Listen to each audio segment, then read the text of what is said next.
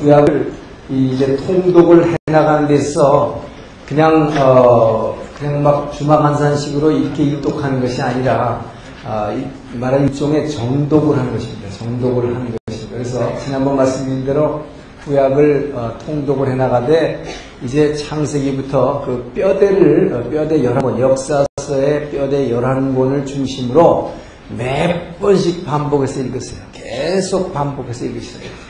그래서 먼저 구약의 뼈대를 분명하게 잡으신 다음에 이 11개 상하를 읽으신 후에 예언서들을 지난주에 쭉 얘기했죠. 예언서들 어떤 왕과 관련된 예언서들 쭉 유다에 보낸 7개 이사야, 예레미야, 에가, 그 다음에 요엘, 미가, 하박국, 스바냐 같은 사람.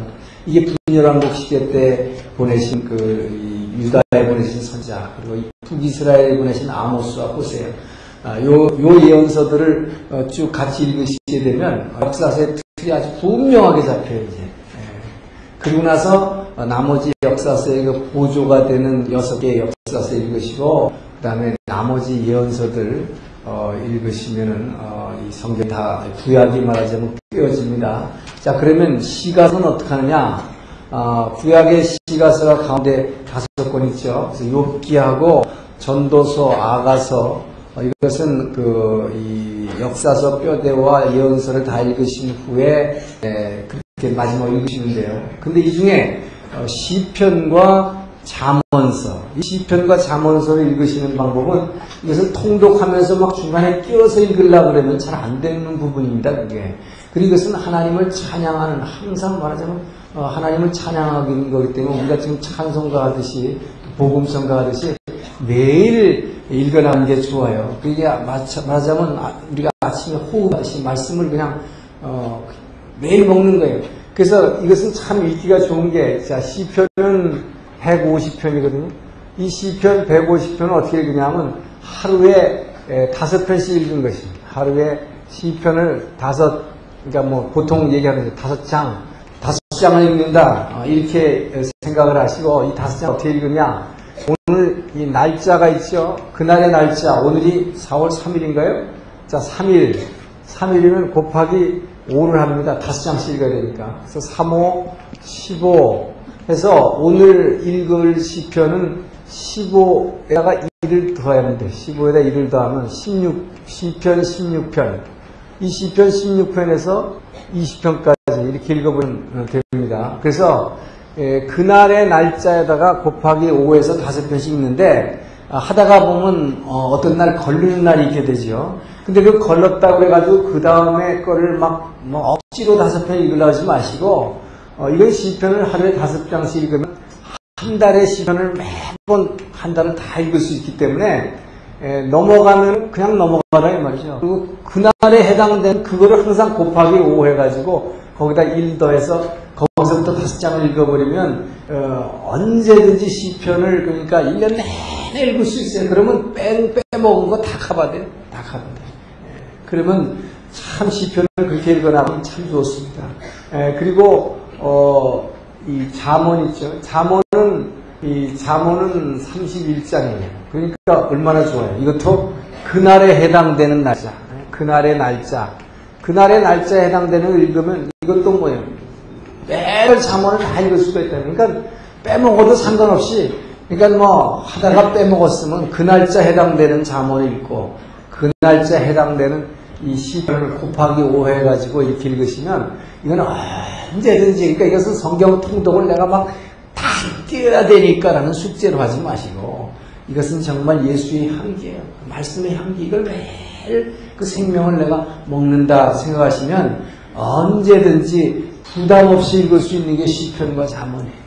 그러다 보면 이거 읽다 보면 그날에 여러분 어떤 해결해야 될 어려움들, 문제점들, 그 다음에 어떤 프로젝트를 하는데 아이디어, 이렇게 번뜩번뜩 우리 생활 가운데 떠오르게 하시는 게 이게 바로 시편과 잠언이에요. 우리 삶과 아주 직결되어 있는, 그러면서 하나님을 찬양하며, 우리가 하나님을 찬양하시지만, 우리가 그분을 높여드릴 때 그분은 우리에게 놀라운 삶 가운데 이 창조할 수 있는 능력과 지혜를 우리의 거꾸로 부여하신 것입니다. 그래서 이렇게 읽으시면 성경 구약을 통독하시는 게 아주 편하게 되실 것입니다. 그래서 여러분 오늘부터 이제 구약을 통독을 해나가시는데 그래서 우리는 구약이 이 성경 통독이 정독이기 때문에 급하게 막 몇 달 만에 읽어야 된다 이런 게 아닙니다. 그래서 저는 여러분에게 그냥 금년 1년 동안에 신구약 전체는 한번 통독했으면 좋겠다. 이런 목표를 세우시고 계속 반복해서 말씀드리지만 역사서의 뼈대가 된 11권을 막 계속 반복해 읽어서 아니 구약의 뼈대는 분명히 잡아놓는 거 그게 제일 중요하다. 그러면서 나머지를 그 뼈대에다가 걸쳐가지고 이렇게 성경 전체를 통독하는 이런 방법을 취하실 것을 여러분에게 권면합니다. 자, 그리고 이제 오늘 이제 신약의 구조를 들어가죠. 자, 신약의 구조는 아주 간단합니다. 우리가 잘 아는 대로 신약은 4복음서가 있어요. 그러니까 복음서가 있고 사도행전이 있고 그리고 나서 전부 뭡니까? 서신서로 되어 있어요. 그러니까 신약은 놀랍게도 신약은 상구 27권인데 이 4복음서, 사도행전 하나, 그러니까 요 5권 빼고 나면 뭐 나머지 22권이 전부 서신서다. 그러니까 생각보다도 신약은 뭐예요? 전부 편지다. 신약은 전부 그냥 연애 편지다. 이렇게 생각하시면 돼요. 전부 편지예요. 근데 누구에게 보낸 편지냐? 예수 안 믿는 사람들에게 보내가지고 예수 믿고 구원받으시오 라는 편지냐? 아니다 이 말이에요. 이 서신서는 전부 예수 믿는 사람들에게 이렇게 당신 예수 믿고 구원받았으니까 이제부터 이렇게 사시오. 왜 하나님께서 당신을 이 땅에서 말씀으로 이 땅에서 당신 하나님의 자녀로 불렀는가? 이렇게 산다 이 말이에요. 그래서 서신서 있는데 자 우선 사복음서 우리가 잘 아는 마태, 마가, 누가, 자 요한, 자 이 사복음서가 먼저 나옵니다. 그리고 나서 사도행전은 이 뭐예요? 누가복음의 저자인 누가가 누가복음과 사도행전은 그대로 이렇게 연결이 되는 이 성경입니다. 자, 이 사복음서에서는 좀 이따 이제 하나씩 다 보겠습니다만은 사복음서에서 지난번에 얘기했지만 사복음서는 예수님은 이런 분이다. 예수님의 생애를 이 땅에 오신 예수님의 생애를 그려주고 예수님은 이렇게 사신 분이다. 보이지 않는 하나님의 사랑을 이 땅에서 어떻게 나타내셨는가. 자, 그 예수님의 사랑을 많은 복음서를 통해서 이렇게 보여주고 그 사랑의 극치가 십자가에 죽으신다. 자, 그리고 나서 그분이 죽으시는데 그 죽은 것이 끝난 게 아니라 부활하셨다라는 걸로 복음서는 끝나고 있죠. 근데 그 부활하신 주님이 승천하신 후에 성령을 보내주시겠다고 약속해서 성령이 임재함으로 말미암아 이 사도행전은 교회 탄생 뉴스입니다. 이런 교회 탄생 뉴스.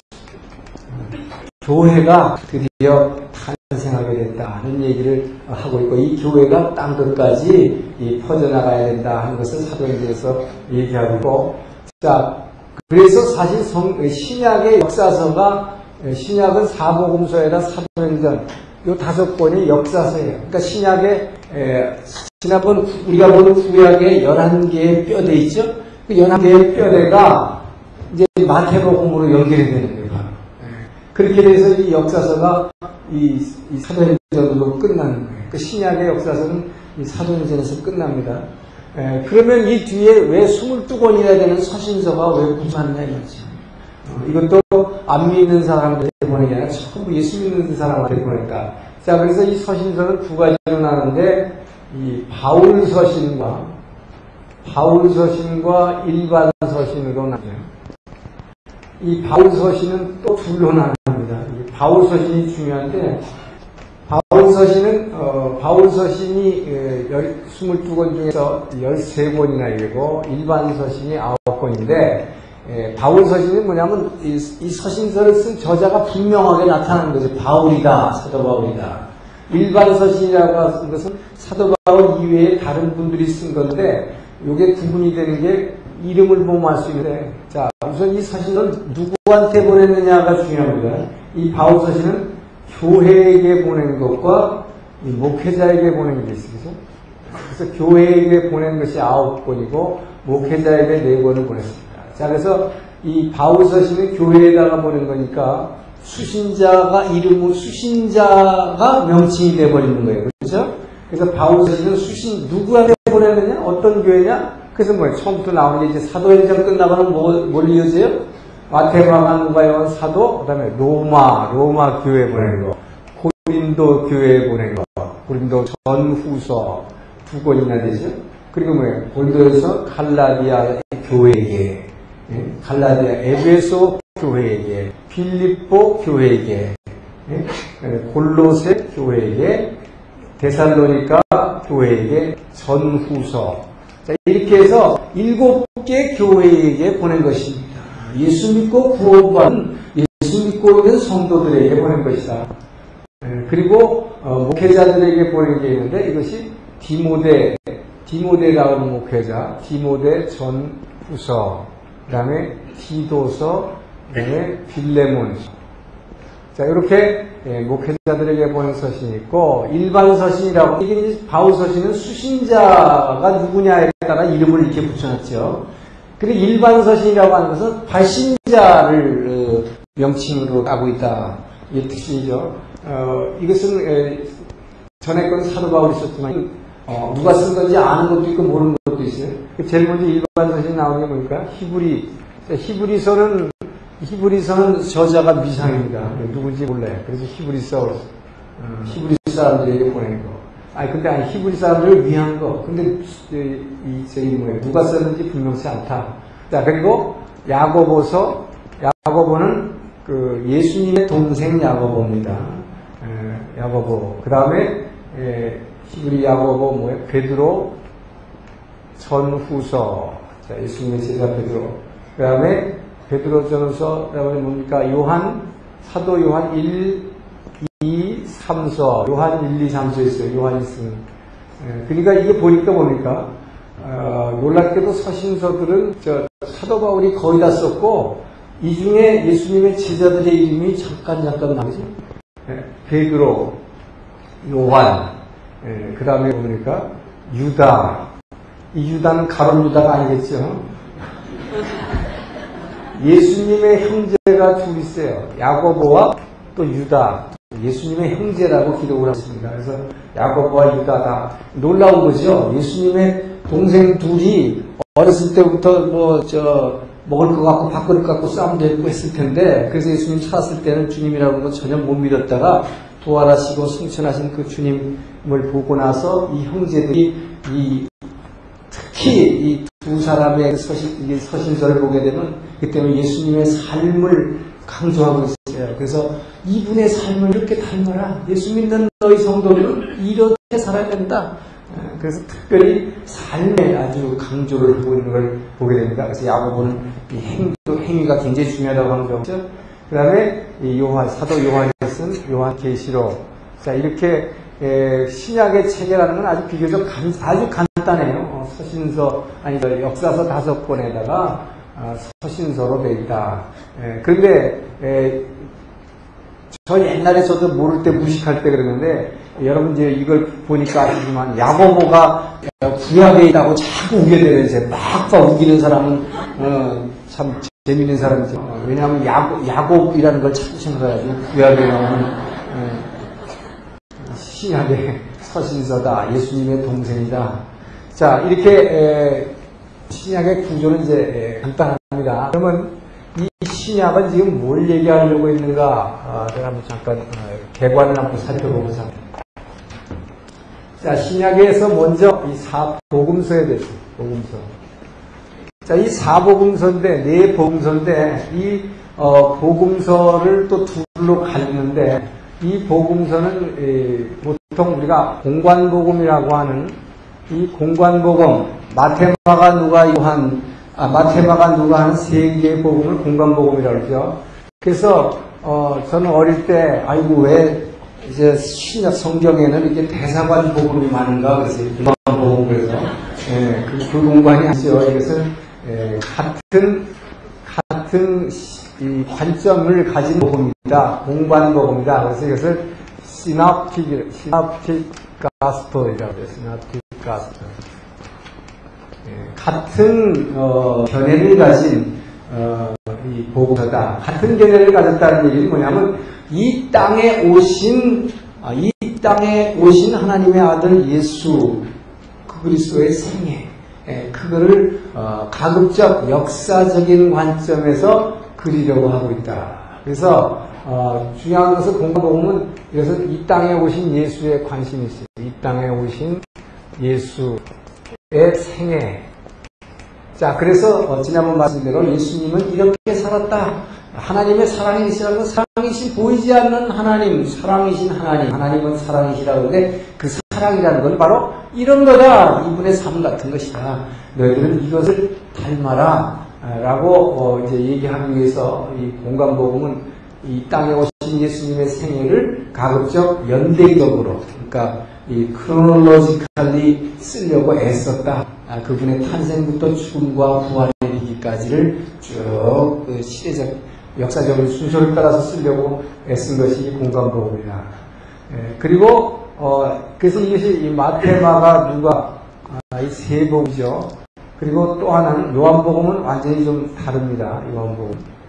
자, 요한복음의 시각은 다른데, 자, 먼저 그럼 여기서 이 공간복음을 보게 되면, 우선 이것부터 얘기할까요? 공간복음과 요한복음은 어떻게 다르냐? 요한복음은 좀 튀는 거예요. 튄다고 얘기할 수 있는데, 튄다는 게 무슨 얘기냐? 마테마가 누가에 비해서 요한복음은 세자 12사도 중에서 가장 늦게까지 오래 살았던 사람이죠. 약 100세가 넘도록 사는 걸로 추정이 되는데, 그래서 마지막 밤모섬에 유배 갔을 때 요한 계시록을 남기게 됩니다만, 요한이 이 복음서를 쓸 때는 약 AD 100년경 정도로 추정을 하고 있어요. 그러니까 굉장히 늙어서, 근데 AD 100년경이라고 하는 것은 이미 뭐냐면 예루살렘은 AD 70년경에 로마의 반역을 일으켜가지고 아주 황폐하게 뭐랍니다. 성전도 다 무너졌고 쓰레기 더미를 보냈고 예루살렘 성도 다 무너졌고 완전히 유다 백성들을 전 세계로 그냥 다 흩어버린 로마에서 황폐화된 후에 있었기 때문에 이 사도 요한의 관심은 뭐냐? 이 사도 요한의 관심은 예수님은 이 땅에 오신 예수님에게만 눈을 맞추지 말라 이 말이에요. 그 예수님은 이 땅에 오시기 전부터 훨씬 전부터 저 하늘나라에 계셨던 분이다. 그래서 이 공간복음을 지상에 오신 예수라면 요한복음은 천상의 예수를 그리십니다. 그러나 그것만 강조하는 게 아닙니다. 그러니까 이 요한복음의 특징은 지상에 오신 예수를 넘어서 이게 중요한 거예요. 예수를 넘어서 원래 뭐예요? 태초부터 아버지 하나님과 함께 계신 주님, 여기에 점을 맞춥니다. 그렇기 때문에 오늘날 근데 교회 다니는 많은 크리스찬들이 말이죠. 크리스찬들이 보통 예수님 그러면 그래서 이 공간복음에 굉장히 지창을 하고 있어요. 그래서 우리는 보통 예수님 그러면 이 땅에 오셔서 고난받고 십자가 지고 부활하신 주님 그것만 자꾸 생각한단 말이죠. 예수님 그러면 의뢰 그냥 땅에 오신 예수 이렇게 생각해요. 근데 사도 요한은 그걸 뛰어넘은 거예요. 이게 중요해요. 사도 요한이 이렇게 안 해줬다면 우린 삼위일체 하나님을 알기가 참 어렵습니다. 사도 요한이 바로 이 지상에 오신 예수님을 뛰어넘어서 저 태초부터 아버지 하나님과 함께 사랑을 나누셨던 그 영원한 사랑의 회로를 이루고 계신 그 예수님, 하나님의 아들, 그분을 그리고 거기 성부와 성자와 성령 하나님의 관계가 이 요한복음을 통해서 확연하게 드러나요. 그 때문에 제가 사실은 오늘 그냥 창세기로 그냥 들어가려고 했는데 창세기로 들어가려다 보니까 이 창조라는 것이 여러분 창세기 1장만 갖고 설명이 안 되는 것입니다. 그래서 이 반드시 요한복음을 보지 않고 그러니까 창조의 얘기가 안 돼요. 왜냐 창조의 주역이 놀랍게도 예수님이 주역이 되기 때문에 그래서 이 신약의 이 책을 여러분이 머릿속에 갖고 있어야 그래야 이제 구약의 처음 시작인 창조 자체부터가 이해가 되기 시작합니다. 자, 그래서 우선 그렇게 개관을 말씀드리고, 이 공간복음이라고 마태마가 누가가 성경을 썼는데, 누가 제일 먼저 썼다고 지금 추정이 되냐 하면 마가가 복음서를 제일 먼저 썼다고 봅니다. 그래서 이 마가복음이 이 공간복음에서 제일 먼저 쓰인 것이 아닌가라고, 이것이 지금 이제 모든 신학자들이 공감하고 있는 것이죠. 기본적으로 보면 이 마가복음에서 다른 복음이 파생됐다고 얘기할 수는 없지만 마가복음을 상당히 참고하지 않았는가라고 신학자들이 추정합니다. 자, 그래서 이 마태복음이라는 거, 자, 우리가 마태복음과 그 다음에 누가가 쓴 이 누가복음이 이렇게 나옵니다. 누가복음인데, 마가라고 하는 사람은 기본적으로 마가가 누군가에 대해서는 마태를 따라다니는 추종자다라는 설도 있지만, 베드로라는 사람, 여러분, 베드로, 그 예수님의 수제자였던 베드로는 갈릴리 사람이었고 무식한 어부였기 때문에 이 당시에 예수님 오셨던 당시에 세계적인 공용어였던 헬라어를 사용할 수 없었던 사람이었어요. 베드로는. 그렇죠? 그러니까 요즘으로 말하면 영어가 안 되는 사람이죠. 한국말밖에 안 되는 사람. 그러니까 그렇기 때문에 이 서신서 아까 보니까 주로 누가 많이 썼어요? 사도 바울이 많이 썼죠. 사도 바울은 헬라어를 아주 유창하게 구사하는 로마 시민권자였기 때문에 이분이 말하자면 아시아 지역 전도했죠. 그 다음에 유럽 전도했죠. 그 다음에 에베소에서 전도하면서 계속해서 이분은 헬라어를 가지고 말씀을 전했고, 또 이 유대 사람들이 히브리어로도 전했고, 이 바이링결이기 때문에 자, 그런데 바로 베드로는 요즘 말하자면 육제어인 헬라어가 안 되는 사람이기 때문에 베드로가 나중에 로마에 가서 선교를 하게 될 때 베드로를 따라가서 통역했던 사람이 마가라고 하는 설이 굉장히 유력합니다. 그래서 베드로를 통역하면서 이분이 많은 그 예수님에 관한 말씀을 듣고 이거를 정리했다 해서 복음서로 처음 정리한 건데, 가장 짧아요. 마가복음 16장밖에 안 되는데, 자, 근데 16장밖에 안 되는 짧은 것이지만 이 마가가 쓴 그 스토리가, 마가복음의 스토리가 약 103개 정도 된다고 해요. 103개의 스토리로 되어 있다. 이 마가가 103개의 스토리가 되는데, 그런데 이 마태는 이 중에서 마태복음을 보면 놀랍게도 98개나 되는 스토리가, 98개의 스토리가 마가복음에 나오는 것과 일치하고 있다 하는 것입니다. 그래서 심지어는 어떤 분은 마태가 마가복음 뺏겼다라고 그렇게까지도 혹평하는 분이 있지만 그건 전혀 아니에요. 잘 다릅니다. 같은 이야기를 하고 있다 하는 거죠. 그리고 누가복음도 마가복음의 103개 스토리 중에서 약 50개 정도, 약 50개의 스토리를 채택하고 있다. 같은 얘기를 하고 있다는 것이죠. 그리고 이 마가가 누군가에 대해서는 또 한 가지는 이제 베드로의 통역자인 마가. 근데 또 다른 사도행전에 보게 되면, 이 사도 바울이 1차 전도여행 때 이 바나바하고 같이 아시아 갈라디아 지방에 전도여행 갔을 때 버가라는 곳에 첫 전도지에 도착했을 때 같이 데려갔던 마가 요한이라고 하는 마가. 이 사람이 선교여행 떠났다가 쓱 보니까 얼굴이 장난이 아니네 하고서 그냥 은혜 받고 막 선교에 투신했는데 갔다가 그냥 장난이 아니라 도망가 버렸단 말이에요. 그래서 사도 바울이 2차 전도여행할 때 이 바나바는 이 마가를 데려가자고 그러는데 사도 바울은 그 사람 절대 안 된다. 힘이 줬다고 그래 있어요. 그래서 바나바하고 갈라져가지고 사도 바울이 누구 데려가요? 실라하고 2차 전도여행을 떠나게 되죠. 그 정도로 이 사람이 이제로 다퉜다 하는 얘기가 있는 그 마가 요한으로 보는 경우도 있습니다. 근데 하여튼 이 마가복음이 공간복음에서 가장 중요한 위치를 차지한다. 가장 중요한 위치라기보다도 시대적으로 이것이 제일 먼저 된 것으로 본다 하는 것입니다. 자, 그런데 이 마가복음, 이 3개 공간복음이 이렇게 비슷한 것 같으면서 근데 이제 지상에 오신 예수님이라고 있는데 그 포커스가 다 다르다는 것입니다. 어디에다가 초점을 맞추고 어떤 시각에서 지금 예수님의 생애를 정리하고 있는가. 자, 이 마가라고 하는 사람은 뭐에다가 초점을 두고 있냐면 첫째 마가입니다. 자, 이 마가복음은 기본적으로 Son of Man이라고 하는 Son of Man, 이게 뭡니까? 인자다. 우리가 성경에서 인자는 예수님이 자꾸 인자는 마가가 강조한 게 인자예요. 자, 그래서 이 마가복음은 인자에 초점을 두고 있다는 것입니다.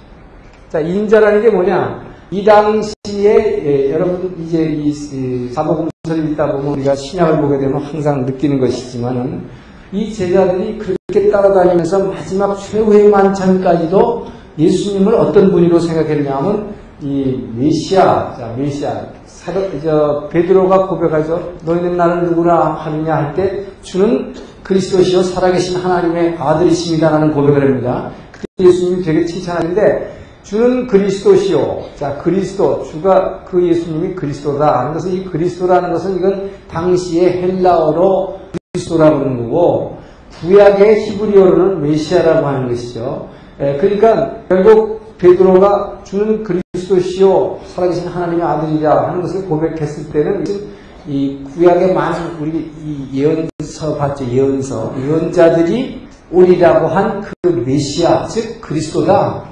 이 메시아 그리스도라고 이 사람들이 이 유대인들이 이 메시아 또는 그리스도라고 말할 때에 이 사람들이 머릿속에 상정하는 개념이 컨셉이 있어요. 그 어떤 컨셉이냐? 이것은 다윗 왕의 후손으로 오실, 즉 이사야 11장 4절에서 나오는 이사야 11장 1절 이하에 나오는 이새의 뿌리에서 한 줄기가 나와 이새의 줄기에서 한 싹이 나와 결실할 것이라고 하는 영원히 이스라엘을 공의로 다스릴 그 왕, 그 다윗 왕의 후손으로 와서 다스릴. 그러니까 말하자면 이것은 이 메시아나 그리스도라는 의미는 이것은 정치적인 왕의 의미가 가다.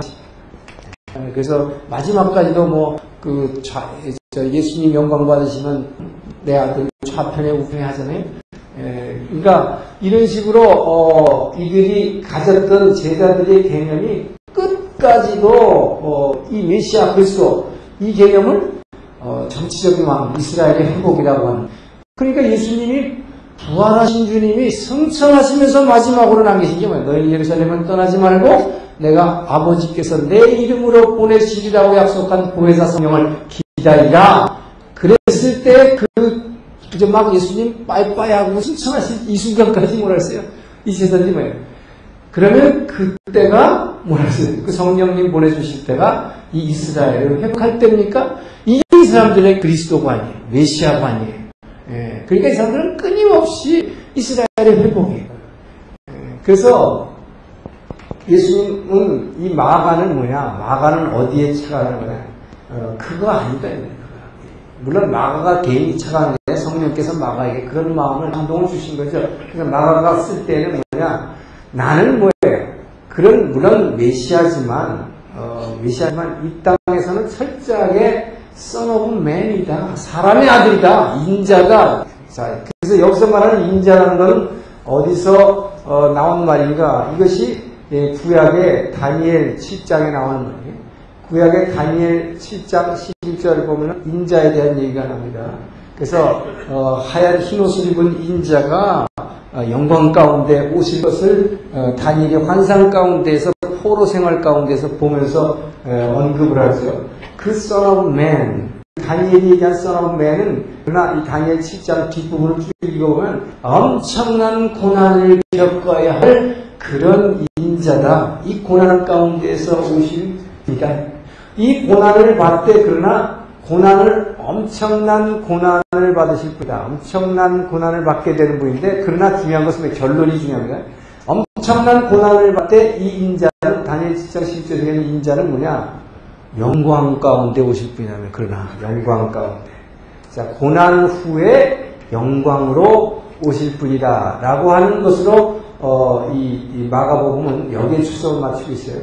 자, 그래서 이 마가는 기본적으로 이 주님이 이 땅에 와서 고난받는 종, 그래서 이 마가복음을 이 종의 개념으로도 보죠. 종의 개념. 그죠? 종으로 오신 주님이다.